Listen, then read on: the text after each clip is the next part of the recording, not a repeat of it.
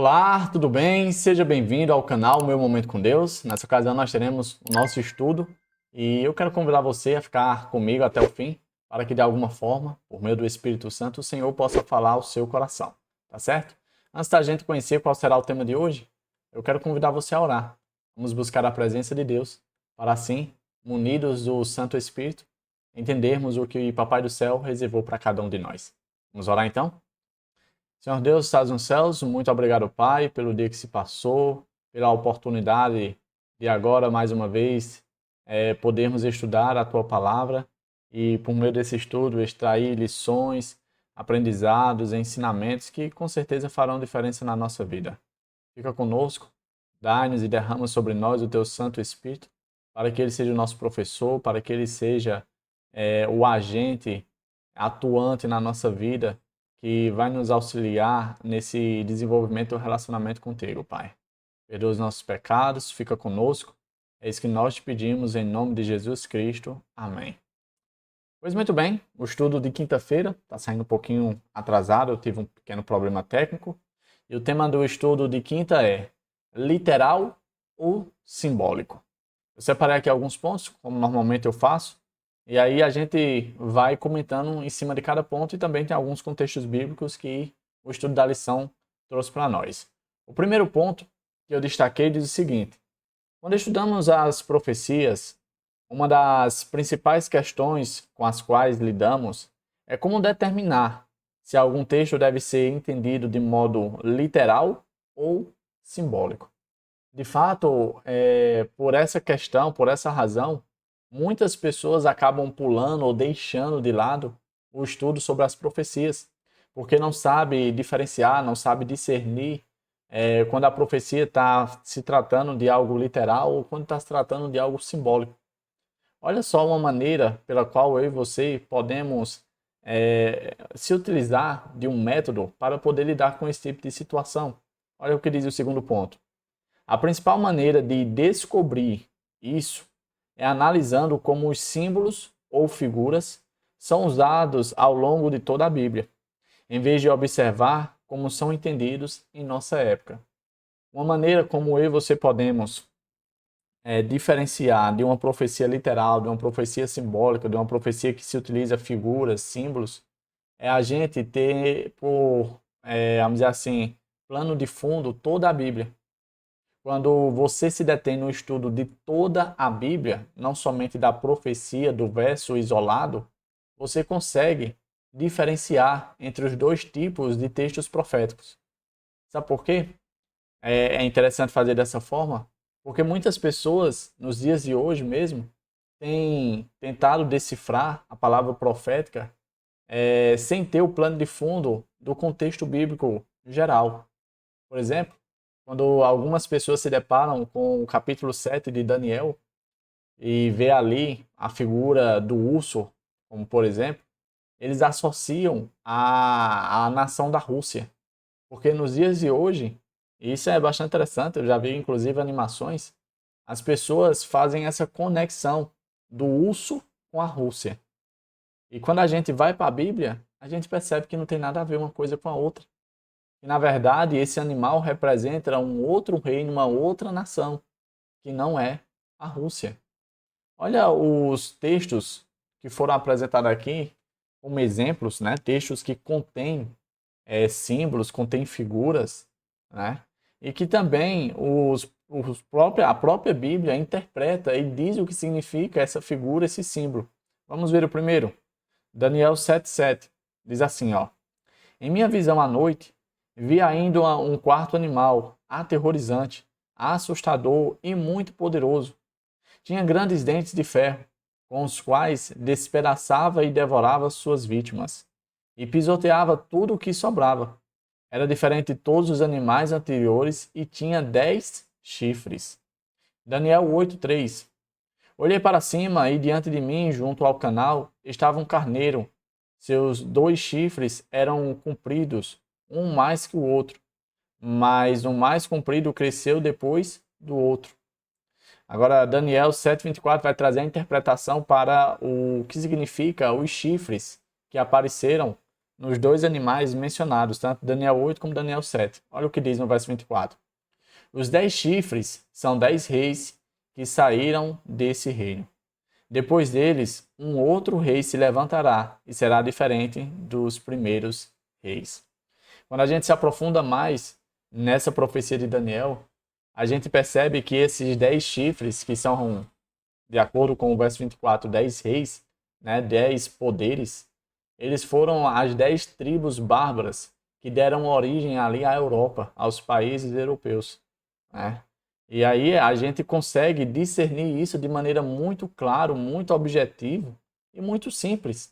E a maneira que a gente utilizou foi utilizando a própria Bíblia para poder interpretar os símbolos e as figuras apresentadas no texto. Olha o segundo exemplo que a lição apresentou. Apocalipse 1,16. Tinha em sua mão direita 7 estrelas, e da sua boca saiu uma espada afiada de 2 gumes. Sua face era como o sol quando brilha em todo o seu fulgor. Efésios 6,17.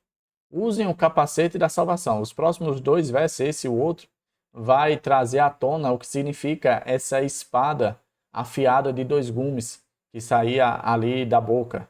Então diz assim, Efésios 6,17. Usem o capacete da salvação e a espada do Espírito, que é a palavra de Deus. Agora Hebreus 4,12, afirmando a mesma coisa.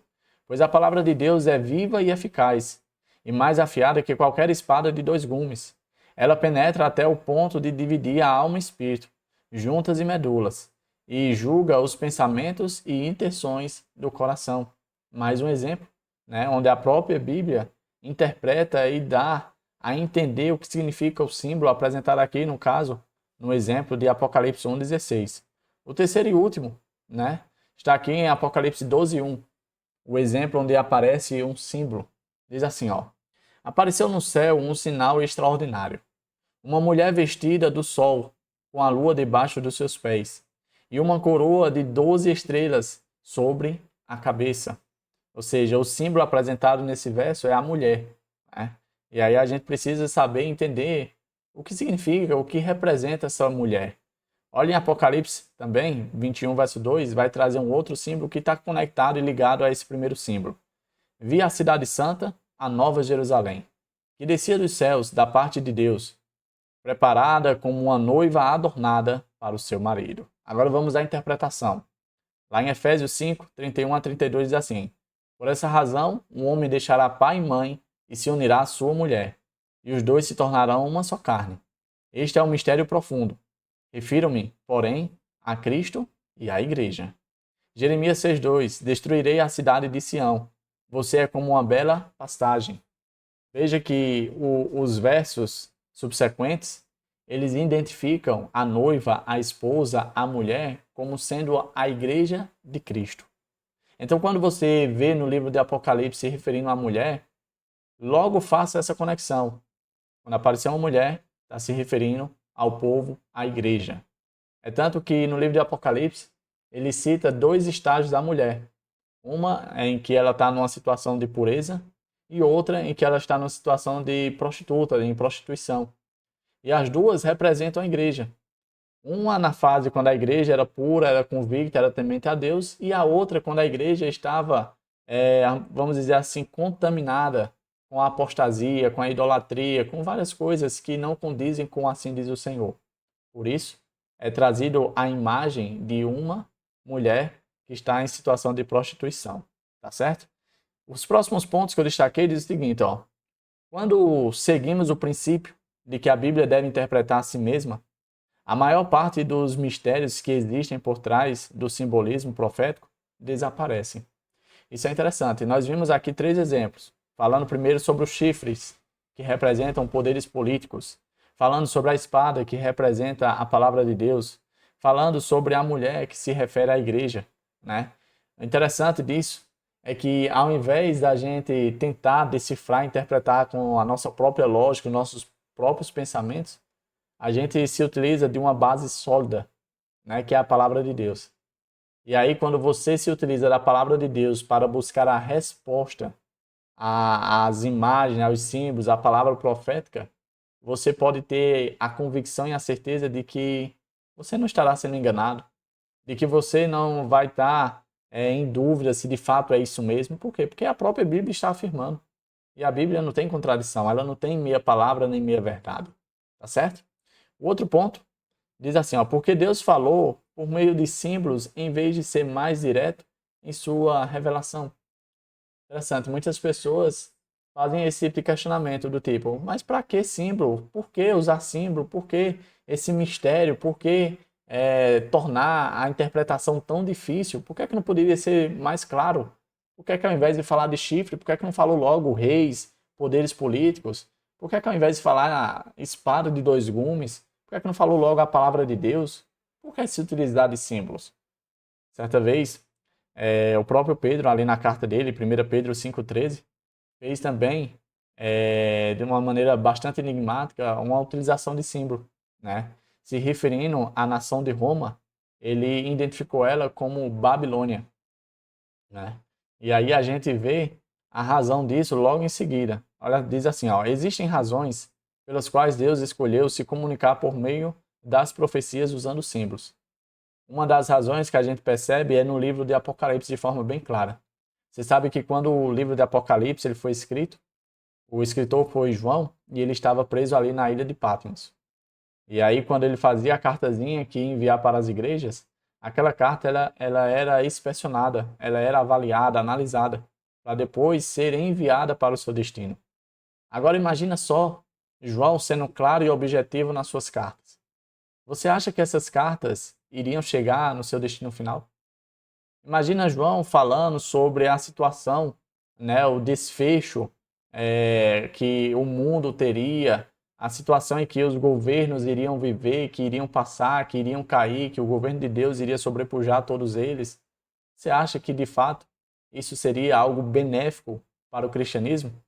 Naquela época o cristianismo já era perseguido, já era, vamos dizer assim, uma situação bastante calamitosa, sofrida. Aí João fomentando mais ainda de maneira clara e objetiva, não seria, vamos dizer assim, interessante.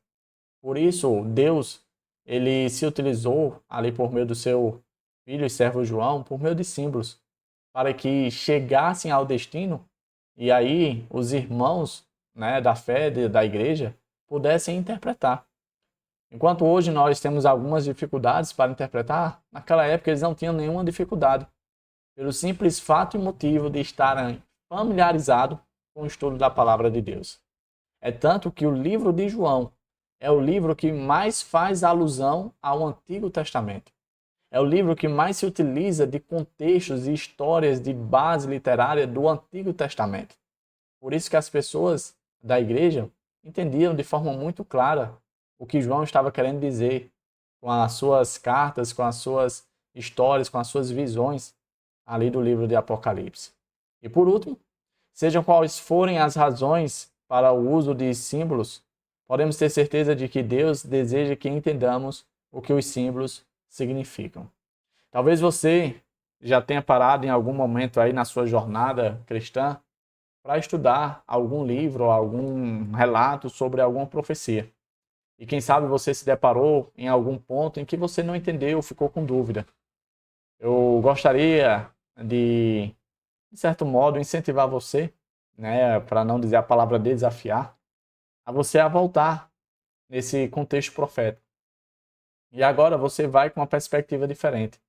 Ao invés de tentar tirar da sua cabecinha o entendimento, você vai com o coração aberto, com a posição de humildade, claro, buscando a presença de Deus por meio do seu Santo Espírito, para poder entender de maneira certa e correta a profecia. E eu tenho certeza que você vai chegar assim ao entendimento, sem precisar de auxílio externo de outras pessoas, de outros livros, utilizando apenas a Bíblia. Porque a Bíblia é suficiente para fazer eu e você entender aquilo que Papai do Céu com certeza preparou e reservou para cada um de nós. Tá certo? Chegamos ao fim de mais um estudo, hoje falando sobre o tema literal ou simbólico. Nós já sabemos que uma das formas da gente entender se uma profecia literal ou simbólica é a gente ter como plano de fundo a palavra de Deus. Tá certo? Eu quero te ver aqui no próximo encontro Papai do céu te abençoe e te proteja de todo mal. Até a próxima e tchau, tchau.